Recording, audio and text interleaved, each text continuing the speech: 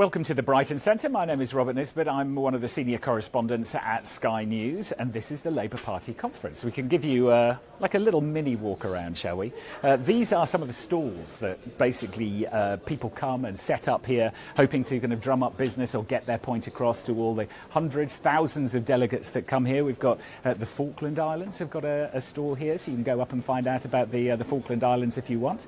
And they go to a lot of the political party conferences. You'll find that they don't just target one. That you'll see the same people at the Liberal Democrats and also at the Conservative Party as well. But there are obviously a lot that are tailored towards specifically the Labour crowd. So Momentum, this group that we hear a lot about, the pro Jeremy Corbyn group, has got its own little stand here. But also lots of charities come here as well. And it's a chance for kind of delegates to get together, not just to talk about policy, but that is an element of what they do as well. But also to to meet up with different groups from around the country and to find out kind of various things that the party has handpicked that they would like them to talk about and discuss. But obviously, of course, they talk about the big issues of the day, and that happens not just in the main central hall, but also at fringe meetings, usually around the conference centre, some in the conference centre, but others in hotels. Even the local Odeon here in Brighton has pressed into service, and some of the fringes are held in the screens there. There was a big one yesterday on Brexit, which Sir Keir Starmer was talking at, and that really, I suppose it's no real surprise, but Brexit has dominated the conference season this autumn. That it's obviously it was a major point of the Liberal Democrat conference, which I was at in Bournemouth last week, and it is dominating here as well. And there's going to be a debate led by Sir Keir Starmer, the shadow Brexit secretary, a little bit later on this morning. And then there's going to be a statement that will be voted on. Now, that statement is expected to be fairly anodyne, not to say much more than they support Labour Party's position on Brexit. And if we analyse what that is, and Jeremy Corbyn has been criticised for taking lots of different positions on Brexit, essentially what they're saying now is they want a status quo transition, so that things should pretty much stay the same, but after we depart, so after Brexit Day in March 2019, that for as long as it takes, there will be the status quo, so staying in the single market and perhaps a customs union as well. Now, there are some in the party who think that that doesn't go far enough. They would much rather that the Labour Party opposed Brexit, that basically said that they would stay within the single market and the customs union for as long as possible. So if they have to leave, and they acknowledge the fact that there was a referendum, but they would rather Britain stayed in perhaps the European Economic Area, which allows you to be in the single market, but not necessarily in the European Union, which is what Iceland has at the moment. So let's go to some of your questions. I know it is quite complicated when you're talking about all of these contemporary motions, they're called, because Brexit, a number of constituency Labour parties wanted Brexit to be discussed and wanted the party to take that angle, to stay in the single market, but it hasn't been, it didn't get enough support. And there is an accusation that Momentum, that I was talking about earlier, actually lobbied its members to make sure that Brexit wasn't mentioned, because potentially it could have led to a vote that Jeremy Corbyn could have lost. So, question here. People are asking if Labour is traditionally united on the EU. I mean, this is a really interesting question, because what is the EU? How do people interact with the EU? Conservatives obviously have been riven by the EU for decades, but so too have the Labour Party, and that is because on the left, the Jeremy Corbyn view of it, and he was very critical of the European Union for much of the early part of his career. They believe that it supports big corporations, that it allows those big corporations lots of legroom, and basically it is the workers who suffer, the ones who do not have their rights protected. There are, of course, social protections within the European Union, but for some on the hard left, they don't think that goes far enough to overpower what they believe is an agency for globalisation. So you get those ideologically on the left who disagree with the European Union, but also you have some on the right who see the problems as well that it has created, say that it's not particularly perfect. They don't necessarily like being on the track for the euro, which of course Britain managed to negotiate out. So there are lots of different views on the European Union, and all of those have been exposed, obviously, by the Brexit referendum and now the post-referendum state of play. And that is being heard very loudly in the conference hall, but will not necessarily be voted on. People are asking, why is Corbyn not at the conference?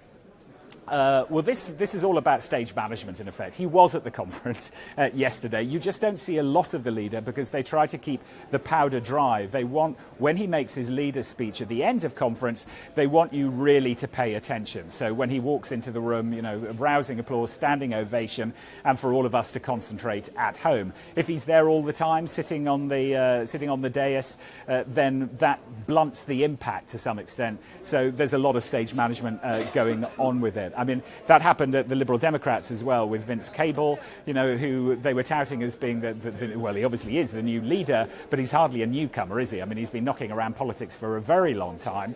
So what they had to do is try to sell him, even though we already know who he is. And what they decided to do was to just make Vince Vince, you know, try to make him, you know, kind of as sensible and serious on business, because they believe that is his core strength. So there are a number of issues here. I think probably the biggest one as regards Brexit is the fact that it shows that Jeremy Corbyn has effectively taken control of his party, because he's had a difficult time of it since he became leader back in 2015, and when we were here 2 years ago, I mean, it was absolute chaos. He was running around all over the place. We were pursuing him with cameras. He was giving interviews where he seemed to be changing Labour Party policy. I mean, do you remember when he said that he wouldn't use the nuclear deterrent? I mean, that led to an almighty scramble. We were all getting emails saying there needs to be clarification on what the leader has just said. But now you're seeing that Jeremy Corbyn really has got control, because he has managed to get rid of a difficult vote. You know, and this is clever politics, that he's not really tied himself down on the EU, so he can appeal to both Brexiters and Remainers who support, you know, his leadership of the party. And I think that is, he's managed to keep them on side. Had there been a divisive vote this afternoon, then I think that really would have been a problem for him. And of course the Conservatives could say, well, look at you. You've just been defeated. You're accusing us of being riven on it. Clearly there are problems here as well.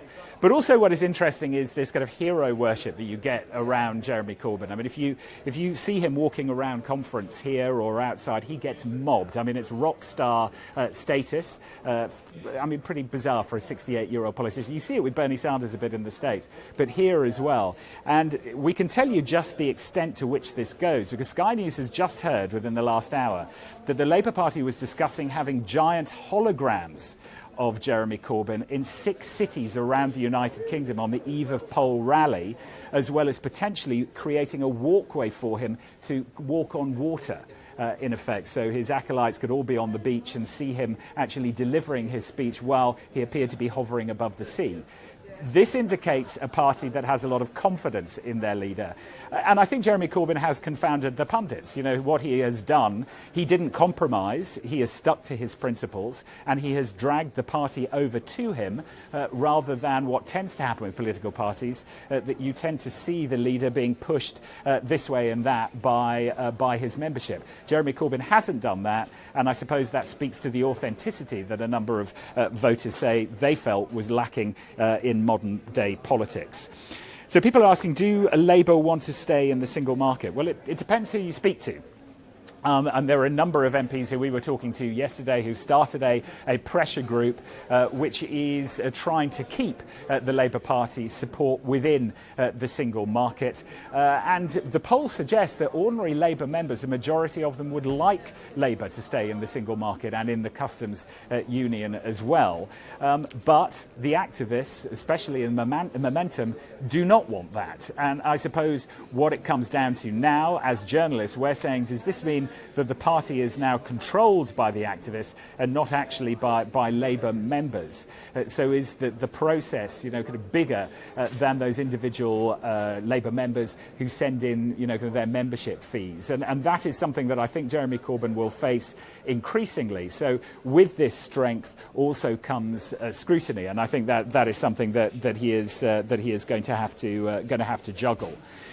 But, you know, while we may talk about the Labour Party struggling with the European Union, the Conservatives are the ones that have traditionally really been riven by it. And we're going to see that certainly when they have their party conference, which is in Manchester next week. So what happens if the party doesn't unite, we're being asked? Will Corbyn be in trouble? I mean, at the moment, I don't think he will be in trouble. As I said, he has consolidated his position at the top of the party, and I think there is a realisation that that is the case. There are a number of MPs who were serving in the Labour Party, were sitting on the front bench, some of whom resigned, some of whom were kicked off the front bench because they disagreed with Jeremy Corbyn. They were very loud, very vocal, not just on Twitter, but coming up to cameras, at conferences like this and telling us how much they disagreed with the leader. You're not hearing a huge amount of that this time round. It's much, much quieter. I mean, there was anger about the decision on Brexit, but generally you're not hearing people criticising Jeremy Corbyn, per se. And I was talking to some senior moderates last night at a drinks event, and that's another thing that happens at conferences. There's a lot of drinking that goes on. But I was talking to them. I won't name who they were because it was conditions that I didn't say their names. But they were saying that Jeremy Corbyn's won. So what can they do? They kind of retreat, they watch, they see where it goes next, and potentially where it goes next is a general election. And if he doesn't replicate the advances that he made in the last general election, then that could spell trouble for him. If it does, then obviously it's a vindication of his position, and the moderates would realise that perhaps the Labour Party under Jeremy Corbyn isn't the party for them because he has consolidated his power base there. So keep all the questions coming in. Obviously, we have extensive coverage of the Labour Party conference. Adam Bolton is going to be here live on Sky News fairly shortly with a whole variety of different guests. But we keep these Facebook Lives going so you can ask questions, and we will try and do our best to answer them, not just here but also at the Conservative conference as well. And hopefully we'll try and make it a little bit clearer for you, especially when it's about Brexit, which I know is not always the clearest thing to explain. But I hope I've done a reasonable job in the last few minutes. Thank you very much for watching, and we'll talk soon.